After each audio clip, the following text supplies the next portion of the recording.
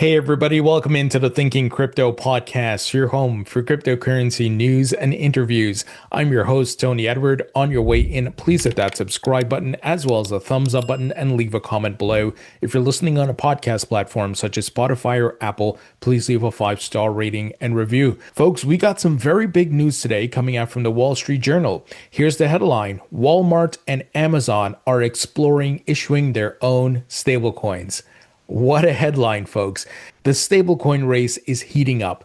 This comes just a week after Circle did an IPO. Uber CEO said they are looking to integrate stablecoins. Fortune magazine published an article saying that Apple, Airbnb, and other companies are looking to integrate stablecoins as well. Incredible stuff here, folks. It just shows this technology is here to stay. This is what's going to power the next economy. It's what I've been saying. The governments, the economies, and the markets will all be running on blockchain rails. Stablecoins will, of course, be a big part of that. It's going to be how we're going to move money because we're going to go fully digital, right? Eventually, there's going to be no cash. There's going to be a world with no cash, folks. And we're not there yet, but we're on the path there. But you need to have the stablecoin infrastructure. You need the retailers and all the businesses to be on board. In addition, the government getting stablecoin legislation through. So I hope you see where the puck is going to, and that's where we want to skate to, folks. And what we want to pay attention to as far as capitalizing on this is which blockchains they're building on, and make sure you're holding the respective tokens of those native blockchains. So very exciting, very incredible news here. Now, there is a caveat here, and Alex Thorne of Galaxy highlighted it because the Genius Act, the stablecoin bill that's in the Senate, prevents non-financial public companies from issuing stablecoins. So I don't know how Amazon and Walmart are going to do this. Maybe they found a workaround. Maybe it's not so much that they're going to issue their own stablecoins, but they are simply going to integrate stablecoins on their platform. And of course, it would make sense for them to integrate multiple stablecoins: USDC, PYUSD, Ripple's RLUSD, Tether, of course, USDT. So let's see what happens. We're still in the early phases, but I hope you see the direction everyone is heading in. And speaking of the direction we're heading in, Bank of America's CEO confirms that they are indeed launching their own stablecoin, and they're working with the other major banks to form that unified stablecoin. This is a rumor report we heard about a week ago that JP Morgan, Bank of America, Wells Fargo, and others were looking to do this. And I said instantly that that's the CBDC many people were worried about. It has a different name, a different face. But if all the banks are collectively launching a central coin, what do you think that is? A CBDC, because they all plug into the Fed and the Treasury. But nevertheless, they are going to try to launch their own stablecoin in addition to the unified stablecoin. So it's amazing what's happening. And I think a lot of these banks and companies see the writing on the wall because Congress is about to pass legislation. And folks, we got a report that could happen next week. The final vote for the Genius Act could happen on Tuesday. So Eleanor Terrett reported on this, and then Senator Bill Hagerty, who is the creator of the Genius Act, he retweeted that saying, let's get it done. Even Cody Carbone of the Digital Chamber said, what a time to be in crypto. Stablecoin legislation will pass the Senate next Tuesday. So folks, if that gets passed next week, that will be massive because you know it's going to go to President Trump's desk immediately and he's going to sign it into law. So this is just an incredible time to see these big names capitulating, looking to integrate stablecoin and crypto, Congress on the cusp of passing legislation. And we, folks, are the early adopters. And many of us have been here for multiple cycles. Even if you've been here just since last cycle, you're still relatively early because now we're seeing the big companies and banks and so forth establishing themselves and getting ready to integrate this technology. And that's going to help onboard billions of people onto the technology. So just an incredible time we are living in, folks. Now, quick word from our sponsor, and that is VeChain. VeChain is one of the top layer one enterprise blockchains out there. I'm a VET token holder. I have been since 2018. I'm bullish on this project. Many companies and brands use VeChain, building really cool Web3 technology and much more. Some of the key features of the VeChain blockchain includes it's secure, affordable, scalable, fast, and sustainable. They're working with companies such as Givenchy, Walmart China, BMW, PwC, Boston Consulting Group.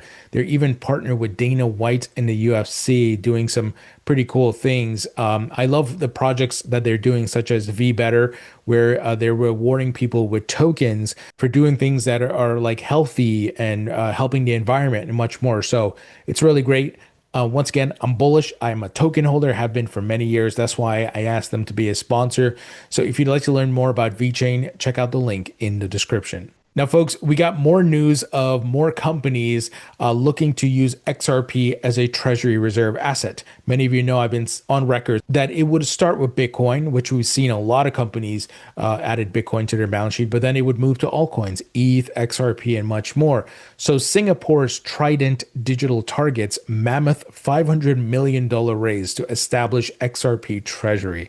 Now, the big news recently has been Vivo Power, but you're going to see more publicly traded companies looking to use XRP. So this is pretty incredible. So the initiative will involve long-term XRP holdings and partnerships within Ripple's ecosystem. The treasury launch is planned for 2025 with Chains Securities advising the project.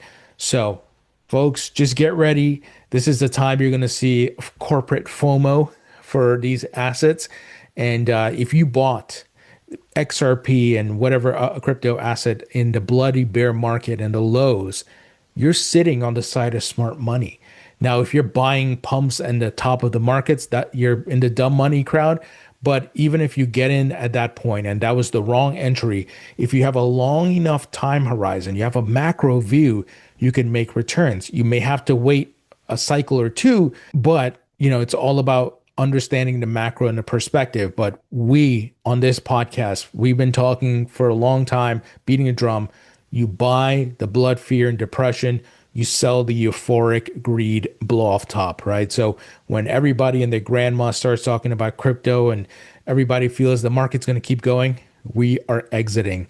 That is how smart money operates. And folks, this is just incredible news. If you're an XRP holder, this is just so bullish. And I am an XRP holder. I also hold Bitcoin, ETH, and other tokens. So really, really great news here. Now, speaking of corporate treasury, recently we heard about SharpLink potentially buying ETH as a treasury reserve asset. Well, they have indeed done it. So they become the largest public ETH holder. And, Joe Lubin is also going to be sitting on the board of SharpLink. So you see the direction everybody's going in, right? You're getting adoption of stablecoins, crypto ETFs, and cryptos being used as a treasury reserve asset. Is just incredible stuff here. Tokenization, of course, is another big adoption point for many of these institutions. So really great stuff here. Now, some interesting news around Cardano. So Cardano's Charles Hoskinson suggests swapping $100 million of ADA for Bitcoin and stablecoins.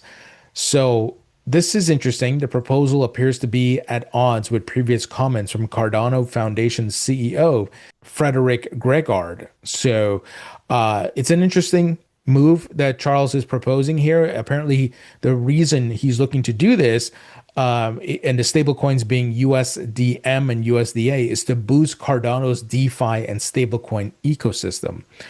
He dismissed concerns over market impact, saying that the token does not have an issue with liquidity.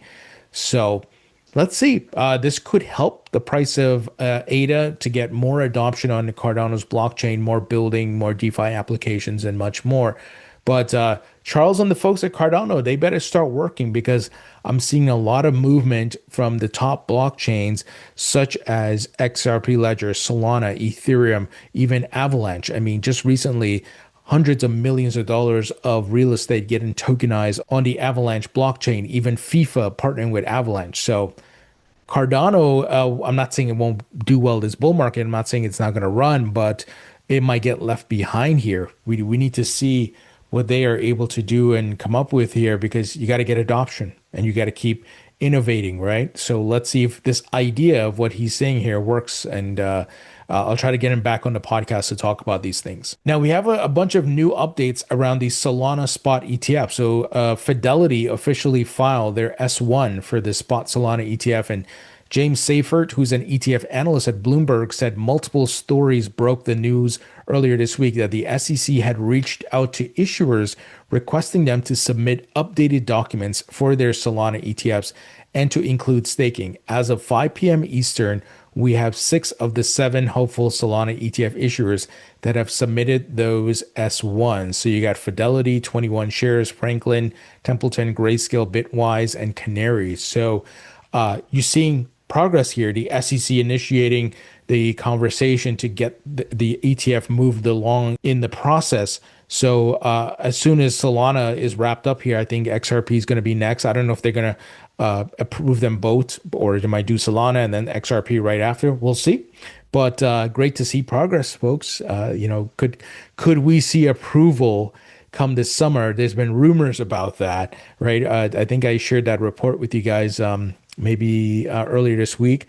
So fingers crossed, that could lead us to the blow off top or just a local top of the bull market in late Q2 or in starting like in July or so, or the SEC takes its time and approves it till October. We'll see, because they have a deadline of October. So we shall see, folks. But nevertheless, we're making progress and we are still in a bull market and we still got more upside. So make sure that the news and the narrative is not making you feel fear and bearish sentiments towards the market. Remember, you got to avoid the emotions and look at the facts of global liquidity, market cycles, all the things I've been sharing with you guys, on-chain data, the chart analysis, and much more. So today, I actually wrote a newsletter breaking down some stuff around Bitcoin and, of course, all the stablecoin news. So check out my newsletter. It's on Substack. It's 100% free.